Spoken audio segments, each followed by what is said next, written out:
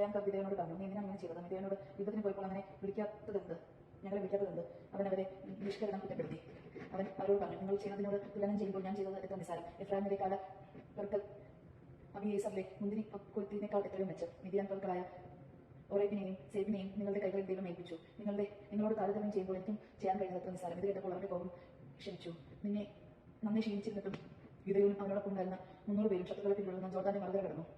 സുക്കോത്തിലെ ജനങ്ങളോട് അവൻ പറഞ്ഞു, ദൈവം എന്റെ അനുയായികൾക്ക് കുറച്ചപ്പം കൊടുക്കുവിൻ. അവർ ക്ഷീണിച്ചിരുന്നു. ഞാൻ മിദ്യാൻ രാജാക്കന്മാരായ സെബോനെയും സൽമുന്നയും പിന്തുടർന്ന് ആക്രമിക്കാൻ പോവുകയാണ്. സുക്കോത്തിലെ പ്രമാണികൾ ചോദിച്ചു, സേബായും സൽമുന്നയും നിന്റെ കയ്യിൽ പെട്ടുകഴിഞ്ഞു. എന്തിന് നിന്റെ പട്ടാളത്തിന് ഞങ്ങൾ അപ്പം തരണം? ഗിദെയോൻ പറഞ്ഞു, ആകട്ടെ, സേബിനെയും സൽമുന്നയെയും കർത്താവിന്റെ കയ്യിൽ ഏൽപ്പിച്ചു കഴിയുമ്പോൾ നിങ്ങളുടെ ദേഹം കാട്ടിലെ മുള്ളുകൊണ്ടും കാരമുള്ളുകൊണ്ടും ഞാൻ ചീന്തിക്കീറും. അവിടെ നിന്നവൻ പെന്നുവേലിയിലേക്ക് പോയി അവരോടും അപ്രകാരം തന്നെ ആവശ്യപ്പെട്ടു. എന്നാൽ അവർ സുക്കോത്ത് ദേശക്കാരെ പോലെ തന്നെ മറുപടി നൽകി. അവൻ പെന്നുവേൽ നിവാസികളോട് പറഞ്ഞു, വിജയിയായി തിരിച്ചു വരുമ്പോൾ ഈ ഗോപുരം ഞാൻ തകർത്ത് കളയും. സേബിനെയും സൽമുന്നെയും 10,000-ഓളം പടന്മാരോടുകൂടി കാർപ്പോവിൽ താവളം അടച്ചിരുന്നു. പൗരസ്ത്യ ദേശക്കാരുടെ സാന്നിധ്യത്തിൽ ശേഷിച്ചവരാണ്. അവർ യുദ്ധം ചെയ്തവരിൽ 1,10,000 പേർ കൊല്ലപ്പെട്ടിരുന്നു. ഗിദെയോൻ നോബാഹിനും യോബ്ബയ്ക്കും കിഴക്കുള്ള പാതയിലൂടെ ചെന്ന് സുരക്ഷിതരാണെന്ന് വിചാരിച്ചിരുന്ന ആ സൈന്യത്തെ ആക്രമിച്ചു. സേബായും സൽമുന്നായും പാലായനം ചെയ്ത് ഗിദെയോൻ അവരെ പിന്തുടർന്ന് പിടിച്ചു. പട്ടാളത്തിൽ വലിയ സംഭ്രാന്തി ഉണ്ടായി. അനന്തരം യോവാഷിന്റെ പുത്രൻ ഗിദെയോൻ പടക്കളത്തിൽ നിന്ന് സെറൈസേക്കയറ്റം വഴി മടങ്ങി.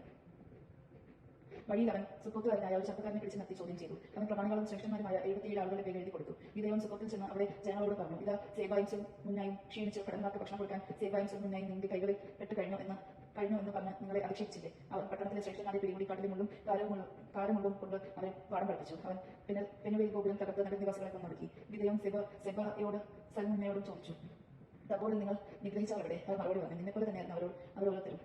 അവർ രാജാക്കന്മാർക്ക് സദൃശ്യരാകും. അവൻ പറഞ്ഞു, അവർ എന്റെ സഹോദരന്മാരായിരുന്നു, എന്റെ അമ്മയുടെ പുത്രന്മാർ. കർത്താവിനെ സാക്ഷിയാക്കി ഞാൻ പറയുന്നു, നിങ്ങൾ അവരുടെ ജീവൻ രക്ഷിച്ചിരുന്നുവെങ്കിൽ ഞാൻ നിങ്ങളെ കൊല്ലുകയില്ലായിരുന്നു. തന്റെ ആദ്യജാതനായ എതിർനോട് ഗിദെയോൻ പറഞ്ഞു, എഴുന്നേറ്റ് കൊല്ലുക. എന്നാൽ ആ യുവാവ് വാൾ ഊരിയില്ല.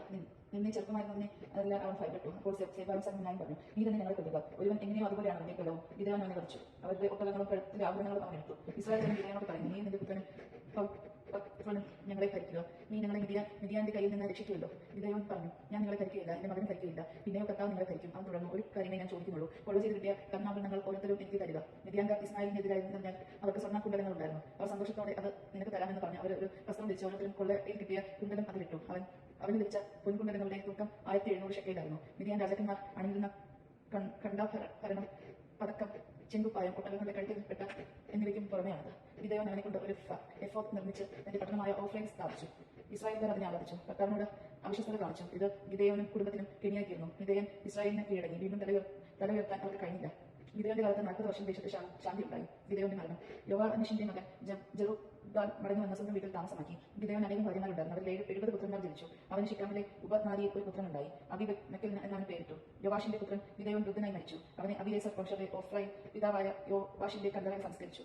ഗിദെയോൻ മരിച്ച ഉടനെ ഇസ്രായേൽ കർത്താവിനോട് അവിശ്വസ്തത കാട്ടി. ബാൽ ദേവന്മാരെ ആരാധിച്ച ബാൽ ഭക്തരുടെ തങ്ങളുടെ ദൈവമാക്കി ചുറ്റുമുള്ള എല്ലാ ശത്രുക്കളുടെയും കരങ്ങളിൽ നിന്ന് തങ്ങളെ വിളിച്ച ദൈവമായ കർത്താവിനെ ഇസ്രായേൽ സ്മരിച്ചില്ല. ജെറുബ്ബാൽ ഗിദെയോൻ ചെയ്ത നന്മ ഇസ്രായേൽ മറന്നു. അവന്റെ കുടുംബത്തോട് ഒട്ടും കരുണ കാണിച്ചില്ല. ദൈവസമാധാനം കേട്ടത് നമുക്ക് ദൈവത്തെ സ്തുതിക്കാം. ക്രിസ്തുവിനെ സ്തുതി.